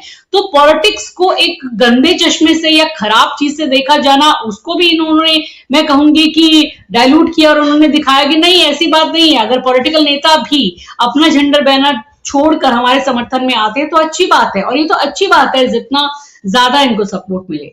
बड़ी बात आज जो कही सोनम वांगचुक ने कि मातृ शक्ति इसमें सपोर्ट करे माएं। जी हाँ, एक परिवार को जो बनाती है, जो उसकी रीढ़ होती है, बच्चों में जो संस्कार डालती है, और एक पूरा परिवार, अगर परिवार में माँ अगर अच्छी है, माँ एक पूरी तरह से डेडिकेटेड है, तो आप देखेंगे कि वो परिवार भी उसी वैल्यूज को लेकर आगे बढ़ेगा। इसलिए माँ बहुत इंपॉर्टेंट है, और यही वजह है कि आज दीप्ति और सोनम वांगचुक कह रहे हैं कि जो माएं जो अपने बच्चों के लिए कंसर्न रहती हैं, कंसर्न उनका रहता है, वो यहाँ इस आंदोलन में आए। तो ये एक बहुत भावुक अपील है, बहुत बड़ी अपील है, और एक बहुत, मैं कहूंगी कि एक आंदोलन को सशक्त बनाने के लिए ये एक मास अपील, एक अच्छा इन्होंने ये कदम उठाया है कि महिलाएं, और अगर माएं और महिला शक्ति में शामिल होती है तो वहां ऐसे आंदोलनों को एक शक्ति अलग ही मिलती है, उसमें एक कन्विक्शन आता है, उसमें एक मजबूती आती है, और लोगों का भरोसा और ज्यादा बढ़ता है अगर वहां पर स्त्रियां आपको ज्यादा संख्या में नजर आती हैं। दूसरी बात, अगर इनको उठाने की कोशिश है और अगर ये यहाँ आसानी से उठ जाते हैं तो मुझे नहीं लगता है कि इनको यहाँ इतनी आसानी से उठना चाहिए, क्योंकि इस आंदोलन को अब ये धार दे चुके हैं, इसको आगे बढ़ा चुके हैं। तो अब ये नहीं कि पुलिस इनको सिंपली आकर यहाँ से उठा दे तो ये उठ जाए, क्योंकि बहुत सारे लोगों की आशाएं इनके साथ जुड़ चुकी है। ये आंदोलन अब देश के युवाओं की आवाज का आंदोलन बन चुका है। ऐसा नहीं कि इनको बस यहाँ से उठा लिया, इनका 15 दिन में काम खत्म हो गया और ये चले गए। अगर इन्होंने कहा है कि धर्मेंद्र प्रधान का जब तक इस्तीफा नहीं होगा ये नहीं उठेंगे, तो इन्हें इन पर कायम रहना चाहिए। वो अलग बात है कि पुलिस इनको जबरदस्ती ले जाती है, सोनम वांगचुक को जबरदस्ती अस्पताल ले जाए, तो वो तो पुलिस प्रशासन और सरकार करेगी। फिर ये देश भी देखेगा कि इस आंदोलन को कैसे तोड़ा जा रहा है, कैसे भंग किया जा रहा है। मुझे नहीं लगता कि ये लोग सरेंडर करेंगे, और ना ही इनको करना चाहिए, क्योंकि ये जिस तरह से अब बिल्टअप हो चुका है आंदोलन, तो उससे लोगों की आशाएं, आकांक्षाएं और हिम्मत जुड़ चुकी है। तो इनको हिम्मत नहीं हारनी है अगर ये यहां तक पहुंच गए हैं। तो मुझे लगता है ये देखना होगा कि सरकार अब आगे क्या करती है, क्या इन पर कोई जुल्म सितम, या अब क्योंकि अभी तक इनके ऊपर ऐसा कुछ नहीं किया गया है, फोर्सफुली कुछ नहीं हुआ है, तो ये अब उससे कैसे मुकाबला करते हैं, क्या टकराव होता है, ये देखने की बड़ी बात होगी। जी बिल्कुल बिल्कुल बिल्कुल। जरा अमलेंदु जी, आप इसको कैसे देखते हैं? क्या ये आंदोलन अगर आज की तारीख में, आज कल में अगर इस आंदोलन को करवा दिया जाता है, जैसे भी जो मैसेज दिया जा रहा था उससे साफ समझ में आ रहा है कि इस आंदोलन को खत्म करवाने की कोशिश होगी। और देखिए आज 7वां दिन है, कोशिश इसलिए भी होनी चाहिए, खत्म करवाने की कोशिश होनी चाहिए, बिल्कुल होनी चाहिए, और लेकिन बातचीत होनी चाहिए थी, बातचीत होनी चाहिए थी। लेकिन यहां बातचीत नहीं बल्कि घसीट के अगर ले जाया जाएगा, जबरदस्ती खत्म करवाया जाएगा, फिर इसको आगे कैसे देखते हैं? क्या देश का युवा, जिसके बारे में अभी प्रशांत जी कह भी रहे थे कि 15 दिन का समय एक ट्रेनिंग पीरियड मान लिया जाए, तो क्या ट्रेनिंग जो है वो आने वाले समय में काम आने वाली है? युवा राजीव जी, एक तो जिनकी ट्रेनिंग की बात है, वो ट्रेनिंग लेने वाले और जो ट्रेंड हैं वो सब मंच पे नहीं है, सब मंच के नीचे हैं। आज मंच पर नेहा क्यों नहीं है, आयशा की अध्यक्ष? 7 दिन से वो भी अनशन पे है, अकेले सोनम वांगचुक तो नहीं है अनशन पे। 7 दिन से ही नेहा भी अनशन पे है। वो दानिश लड़की जिसको कल ले आया गया अस्पताल, वो भी अनशन पे है। तो वो आज मंच पे क्यों नहीं है? क्या ये सवाल नहीं उठना चाहिए? और राहुल गांधी ही क्यों चले जाएं? आपने दीपिका को सुना? आखिर में क्या कह रहे हैं दीप के साहब कि जो सांसद नहीं आए वो भी जो है हम उनसे कहना चाहेंगे वहां सत्ता पक्षी नहीं है विपक्ष भी है। किसको संदेश देना चाहते हैं भैया? खुल के बोलिए जिसको आप संदेश देना चाहते हैं कि कौन आया कौन नहीं आया। तो राजीव जी, ये नॉन पॉलिटिकल कार्यक्रम में अगर आप पॉलिटिक्स घुसेड़ेंगे तो इसका हश्र यही होगा। दूसरा, आप रिरिया रहे हैं कि पुलिस या बच्चों को देख ले। अरे पुलिस जो करेगी उससे लड़ने के लिए तैयार रहो यार। आंदोलन करने निकले हो कि तमाशा करने निकले थे? अगर पुलिस घसीटती है बिल्कुल आप मत हिलिए वहां से। कहिए कि हम तो नहीं हिलेंगे, हमको घसीट कर ले जाओ और जहां जेल में ले आओगे हम वहां भी अनशन करेंगे। और राजीव जी, इस तरीके के आंदोलन हुए हैं। अनशनकारी जो है अगर अनशन पे रहे हैं, पुलिस घसीट के ले गई है तो जेल के अंदर भी हुए हैं, आजादी के आंदोलन के दौरान भी हुए हैं। सचिन नाथ सान्याल का 52 दिन का आंदोलन रहा राज्य के इतिहास में दर्ज है। तो ये अगर आप ये मतलब कि साहब पुलिस जो है अपने बच्चों को देख ले, अरे वो नौकरी कर रहे हैं कि बच्चों को देख लें? वो नौकरी कर रहे हैं, उनको ऊपर से जो अमित शाह का आदेश आएगा वो करेंगे कि आपकी बात सुनेंगे? तो ये राजीव जी, पुलिस का जो काम है वो पुलिस अपना काम करेगी, जिसको कहा जाएगा वो कहा जाएगा। जो आप जिस काम के लिए बैठे हैं आप उस काम को कितनी ईमानदारी के साथ कर पा रहे हो। और मैं फिर सवाल करूंगा कि नेहा आज मंच पर क्यों नहीं है? ये सवाल होना चाहिए राजीव जी कि नेहा आज मंच पर क्यों नहीं है, और उसी दिन से क्यों नहीं है जिस दिन से अनशन शुरू हुआ है। 7 दिन से नेहा मंच पर क्यों नहीं है? हम लोग रोज राजीव जी मंच दिखा रहे हैं, नेहा तो मंच पर नहीं है। वो 6 बच्चे उनके साथ जो बैठे हुए नेहा के साथ वो भी नहीं है मंच पर। तो ये राजीव जी बहुत सी चीजें हैं। तो अगर शुद्ध ईमानदारी के साथ नेहा से मैंने ये सवाल पूछा था, आप याद जी, कीजिए, आपने नेहा पूछा से मैंने ये सवाल पूछा था जी। तो यही राजीव जी, तो अगर ईमानदारी आप नहीं बरतेंगे तो कहीं ना कहीं फिर ये सवाल तो उठेंगे। अब ये है कि पुलिस क्या करती है और बाकी दल क्या करेंगे, वो दलों को देखा जाएगा दल क्या करेंगे। लेकिन जो अपील सबसे बड़ी बात है, कल जो भानु प्रताप सिंह को हम लोगों ने सुनवाया राजीव जी लाइव, वो भी भानु प्रताप सिंह जो सुप्रीम कोर्ट के एडवोकेट हैं, उन्होंने भी कहा कि भाई जिन 8 लाख लोगों ने फॉर्म भरे और 2 करोड़ एक ही दिन फॉलोअर्स हो गए, तो वो यहाँ पे इस तरह से दिखाई नहीं पड़ता है। तो जाहिर सी बात है कि मतलब आप सोशल मीडिया के दम पर केवल जो है साहब एक दिन में अगर 2 करोड़ लोग जुड़ गए तो इसके जरिए कोई तूफान खड़ा हो जाएगा। मुझे अभी भी राजीव जी नहीं लगता है। जनता में चीज होनी चाहिए, आंदोलन स्ट्रक्चर होता है आंदोलन का कोई ना कोई, और वो राजनीतिक दल कर सकते हैं या कोई संगठन कर सकते हैं। अब जो संगठन इनके साथ आ रहे थे, अब जैसे संयुक्त किसान मोर्चा है, अगर वो साथ में आ जाता राजीव जी तो आंदोलन को दूसरी शक्ल मिलती है, एक सांगठनिक आंदोलन होता। इसी तरीके से और संगठन आते हैं जिस तरीके से कुछ आय मिलने के लिए, तो वो भी अगर सब जुटते तो ये एक आंदोलन बड़ा होता। और अगर संयुक्त किसान मोर्चा या गुरनाम सिंह चौधरी जिस तरीके से आए उनका किसान मोर्चा, वो सब आकर यहाँ जम जाते तो सरकार की हिम्मत नहीं होती फिर इस तरीके से उठाने की, जिस तरह की बातें की जा रही कि उठा लिया जाएगा। हालांकि मुझे अभी भी लगता है कि ये डराने की एक पॉलिसी होगी कि ये डर के उठ जाए अगर तो ठीक है, और वरना फिर जो है किया जाए। तो मुझे राजीव जी अभी लगता है कि अगर पुलिस इस तरीके की हरकत करती है कि इनको जबरदस्ती उठाया जाता है तो इनको नहीं उठना चाहिए। भले ही लाठी चले, कुछ भी चले, आप जब आंदोलन पे आए हैं तो आपको पहले तय करके आना चाहिए था कि लाठी भी चलेगी आंदोलन में। NSUI यूथ कांग्रेस के लोग 2 महीने से लगातार लाठी खा रहे हैं, ऐसा नहीं है कि अभी से खा रहे हो। जिस दिन NTA ने परीक्षा रद्द की थी उसी दिन NTA के दफ्तर पे यूथ कांग्रेस का प्रदर्शन हुआ, वहां लाठियां चली। रोज कहीं ना कहीं लाठी चल रही है, वाटर कैनन की वो चल रही है। AISF के लोग भी जो है राजीव जी देश भर में प्रदर्शन कर रहे हैं, SFI के लोग भी कर रहे हैं, आइसा के लोग भी कर रहे हैं। देश भर में प्रदर्शन हो रहा है, सब जगह लाठी भी चल रही है, वाटर कैनन भी चल रहे हैं, सब कुछ हो रहा है। तो आंदोलन जो है उसमें ये नहीं देखा जाता कि पुलिस हम पे रहम करेगी। तो पुलिस रहम करे या ना करे, अगर आप आंदोलन के लिए निकले तो आंदोलन के तरीके से ही निकला जाना चाहिए। बिल्कुल बिल्कुल। स्वामी जी, इस पे आपका क्या कहना है, जरा आपके पास आना चाहता हूं। स्वामी जी, जो अमलेंदु जी कह रहे हैं ये भी एक बिंदु है, एक पॉइंट है जिस पे चर्चा होनी चाहिए, बहुत महत्वपूर्ण पॉइंट है।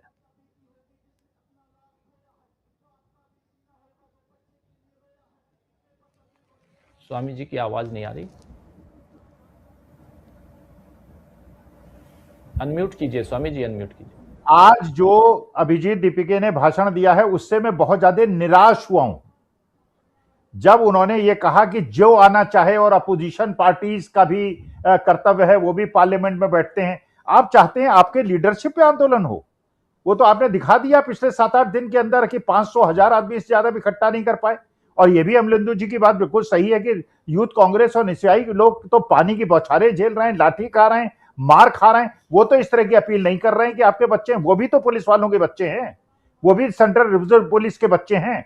अगर आप इस स्थिति को नहीं समझ रहे हो, ये भी प्रशांत जी ने बिल्कुल सही बात करी कि अगर आप ये कह रहे हैं कि हम 15, क्योंकि अब आप आमरण अनशन पे टिक नहीं पा रहे हैं, अब आपको लग रहा है कि कोई एग्जिट रूट चाहिए और उसकी वजह से अब एक एग्जिट रूट मिल जाएगा, आपको उठा लिया जाएगा, आप उठ जाएंगे, तो उसका घर चले जाएंगे, फिर कराट प्लेस में जाके किसी अच्छे रेस्टोरेंट में खाना खाएंगे, फिर अपने घर चले जाएंगे और जो आंदोलन की एक नींव रखी गई है उसको बदनाम कर देंगे। देखिए, मैं बहुत ज्यादा निराश हुआ हूं जंतर मंतर के इस आंदोलन से और आज जो इन लोगों ने कहा है।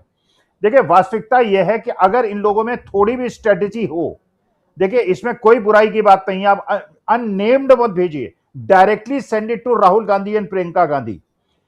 इस आंदोलन का पूरे हिंदुस्तान में रिएक्शन हो सकता है, पूरे हिंदुस्तान में इसका उत्साह बढ़ सकता है, अपोजिशन जो धर्मेंद्र प्रधान का इस्तीफा मांग रहा है उसको बल मिल सकता है अगर आप स्पेशल अपील राहुल गांधी और प्रियंका गांधी से कहें कि आप आइए, यहां सॉलिडेरिटी बताइए और उसके बाद यूथ कांग्रेस एनएसयूआई के लोगों को कहिए कल सुबह पहुंचे, और अगर उसके पहले पुलिस आपको मार के भगाती है, राहुल गांधी के नेतृत्व में पूरे हिंदुस्तान में आंदोलन को बल मिलेगा। लेकिन अगर आप इसी तरह से उड़ जाएंगे और खाना खाने चले जाएंगे और उसके बाद अपने अपने घर वापस चले जाएंगे, वास्तविकता में यह प्रूव हो जाएगा कि जो अन्ना हजारे का आंदोलन हुआ था उसी प्रकार का ये आंदोलन है।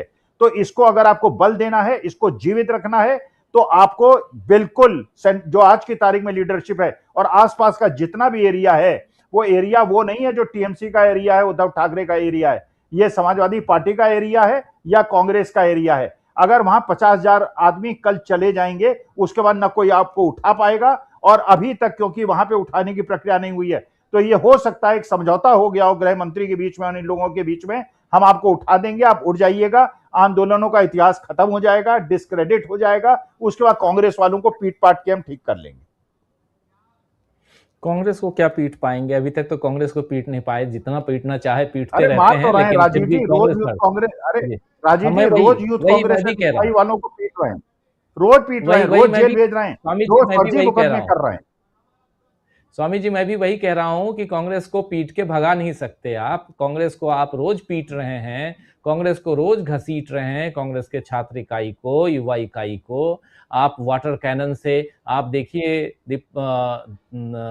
दीपेंद्र हुड्डा के साथ क्या किया था, कितनी चोट लगती है पानी की उसके बौछार से, वाटर कैनन जब आप, और बिल्कुल चेहरे पे आप मार रहे थे, वो सारी तस्वीरें हम लोगों ने दिखाई हैं। लेकिन दीपेंद्र हुड्डा जो हैं वो टस से मस नहीं हुए, वो बिल्कुल देख रहे। तो इसलिए मैं कह रहा हूं कि आप पीट के, आपकी बात को मैं आगे बढ़ा रहा था कि आप पीट के भगाना चाहते हैं तो आप कांग्रेस के इन छात्रों को, इन युवाओं को नहीं भगा सकते। लेकिन जल्दी से जो हम लोग डिस्कस कर रहे हैं, इकरार आप भी सुन रहे हैं, चूंकि आप ग्राउंड जीरो पे हैं, जरा आपसे समझना चाहता हूं, चूंकि आप वहां पे रोजाना पिछले 15 दिनों से लगातार आप वहां पे हैं और छात्रों से, युवाओं से जो आंदोलनकारी आ रहे हैं मंच के नीचे, मंच के ऊपर भी, मंच के नीचे भी, इन सब से आप बात कर रहे हैं। आपका यहाँ पॉइंट ऑफ व्यू समझना बहुत जरूरी है। और दो बात यहाँ, एक अमलेंदु जी जो कह रहे थे कि मंच पे आखिर नेहा कहाँ है, नेहा क्यों नहीं दिखाई दे रही हैं, लेकिन क्या यह आंदोलन सिर्फ और सिर्फ कॉकरोच जनता पार्टी का आंदोलन है? क्या ये आंदोलन अगर सिर्फ कॉकरोच जनता पार्टी का है तो फिर इस आंदोलन में नेहा या एआईएसएफ, या नेहा मतलब आयशा, एआईएसएफ या एसएफआई या और भी केवाईएस, ये लोग क्या कर रहे हैं? इकरार जी रजीत जी, देखिए आप इस आंदोलन को अगर आप शुरू से देखेंगे तब पूरी बात आप समझ पाएंगे, और आप बिल्कुल शुरू से इस आंदोलन को देख रहे हैं। आपने देखा होगा जब पहली बार जब दीप के यहाँ जंतर मंतर पाए थे, उस समय मंच पर जो है वो नेहा लगातार सक्रिय थी। उसके बाद जब ये आंदोलन 6 तारीख को एक बार फिर जब पिछले शनिवार को जब ये आंदोलन एक बार फिर शुरू हुआ, तो उसके बाद भी नेहा जो है लगभग 4 से 5 दिन लगातार सक्रिय रही, वो मंच पर रही और मंच से उनका संबोधन भी होता था, और कोर कमेटी में एक तरह से नेहा थी भी, और नेहा के साथ और भी जो लेफ्ट के जो बात की छात्र संगठन है उनके लोग थे।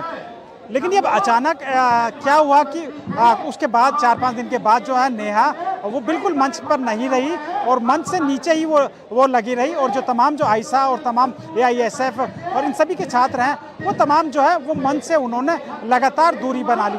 हालांकि जो नेता आ रहे हैं, सीपीआई सीपीएम के जो नेता आ रहे हैं, वो मंच जरूर शेयर कर रहे हैं, लेकिन लगातार आपने खुद नेहा से भी ये सवाल पूछा था, आशुतोष राका से भी आपने यही सवाल पूछा था कि भाई आप लोग मंच पर है, बाकी जो अनशन कर रहे हैं वो बाकी लोग वहाँ है, तो राका की तरफ से कोई स्पष्ट जवाब नहीं आया था। वहीं नेहा ने खुद ये कहा था कि भाई वो लोग वहाँ कर रहे हैं और हम लोग यहाँ कर रहे हैं। मूवमेंट एक तरह से उन्होंने ये इशारा किया था कि हमारे मुद्दे एक हैं, लेकिन फिलहाल हम अलग हैं, यानी एक ही मुद्दे पर हम जो है वो शिक्षा में सुधार हो और पेपर लीक का जो मामला है वो तमाम हमारे मुद्दे जरूर है, लेकिन हम जो है हम यहाँ बैठे हैं और सोनम वहाँ बैठे। आज कई जो पॉलिटिकल नेता, जो राजनेता है, उन्होंने भी इस बात का आह्वान किया कि जो बाकी जो लोग बैठे वो भी सोनम के साथ ऊपर आके बैठे, लेकिन उस बात को आई गई कर दी गई। तो लगातार जो ये मंच है जो देखने को पिछले अगर हम एक हफ्ते की बात करें तो इस मंच पे लगातार जो सीजेपी के जो मेन जो कोर ग्रुप के, अगर हम विजेता दहिया की बात करें, सौरभ दास की बात करें, आशुतोष राका की बात करें, अभिजीत दीपके की बात करें, तो इन लोगों का थोड़ा जो है वो मंच पर कंट्रोल सा दिख रहा है। जहां पहले नेहा या आयशा के जो तमाम जो कार्यकर्ता थे उनका जरूर तो थोड़ा बहुत दिख रहा था कि वो है, लेकिन अचानक क्या ये समझ से परे है।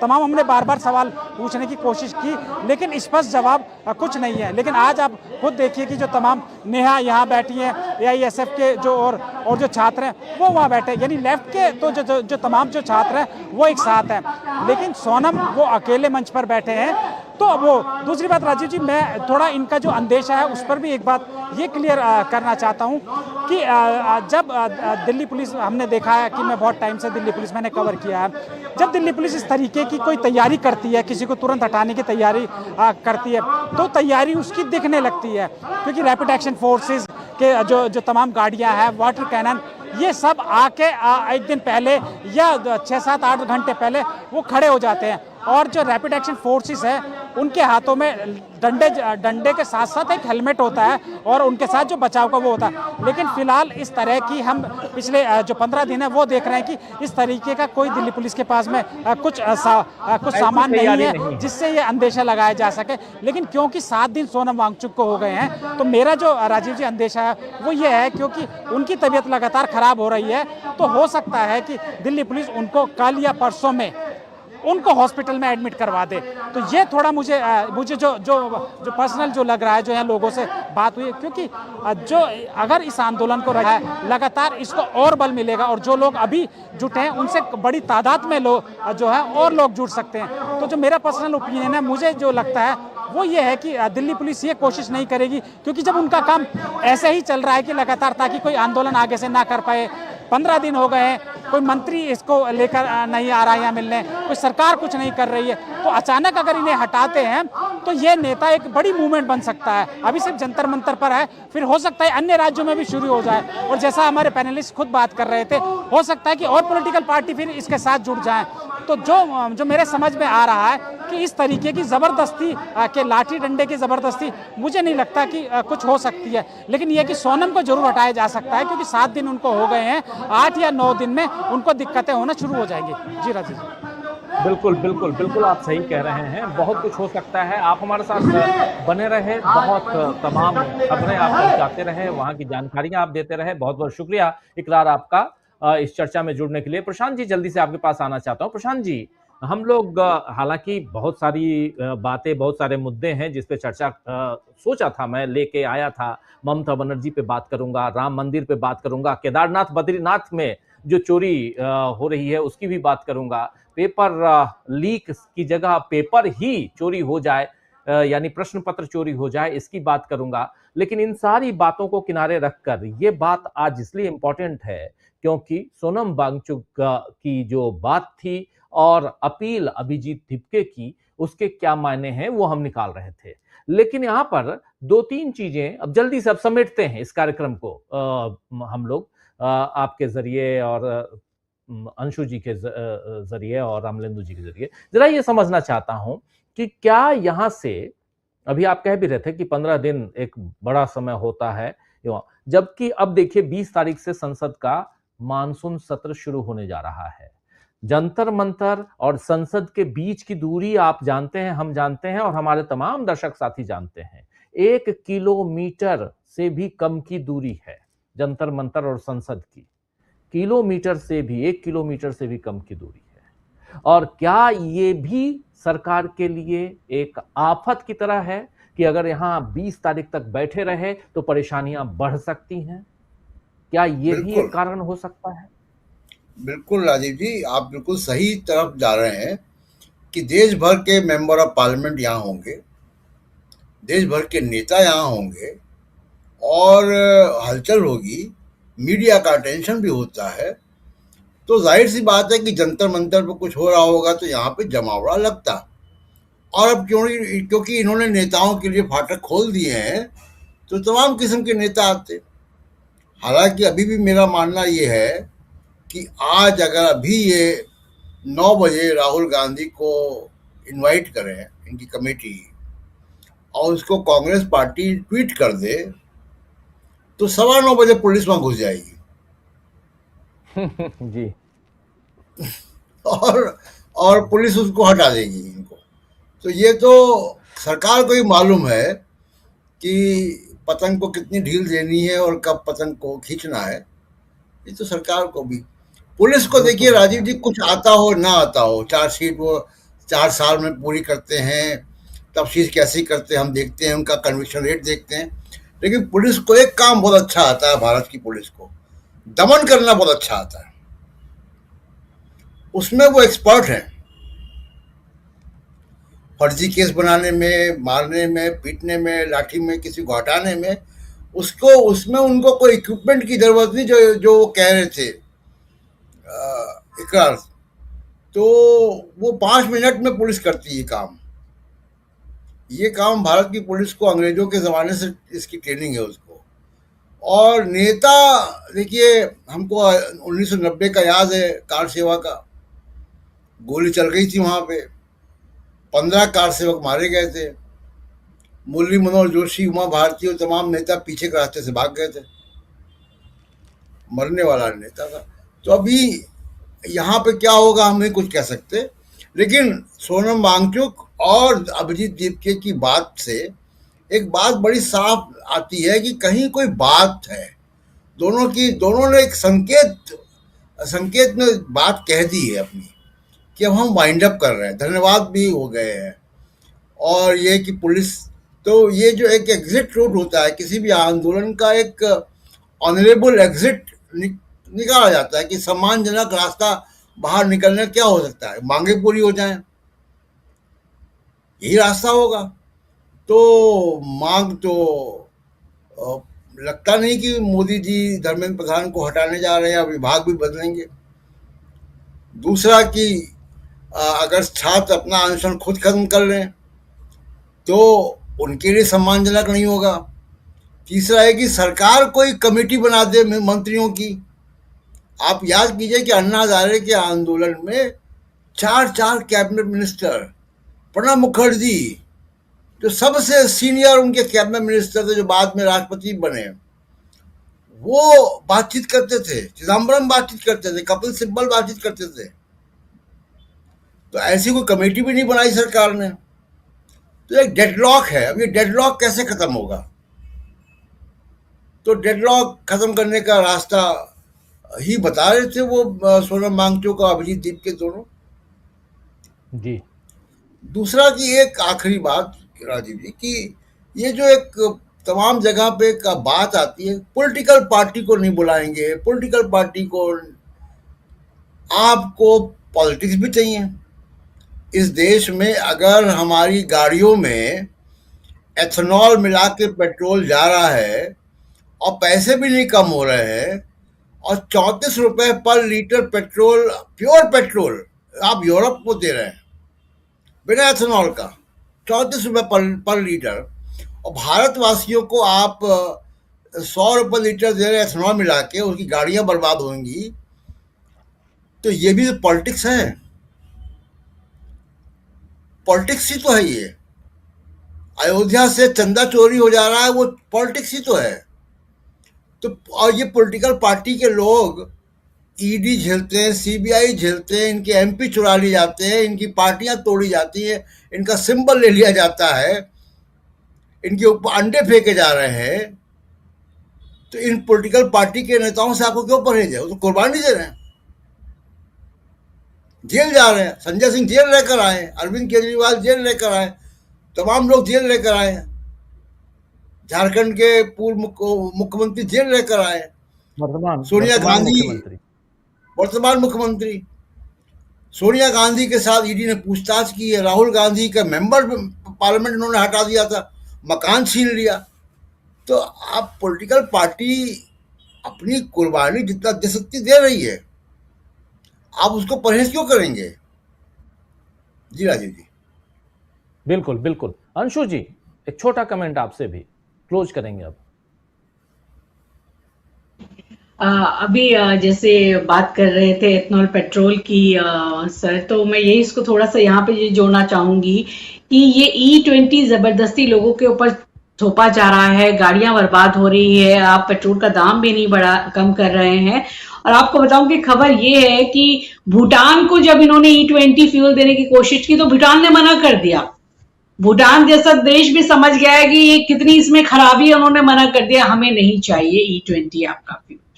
अब ये समझिए कि देश के नागरिकों पर किस तरीके से जबरदस्ती फैसले थोपे जा रहे हैं।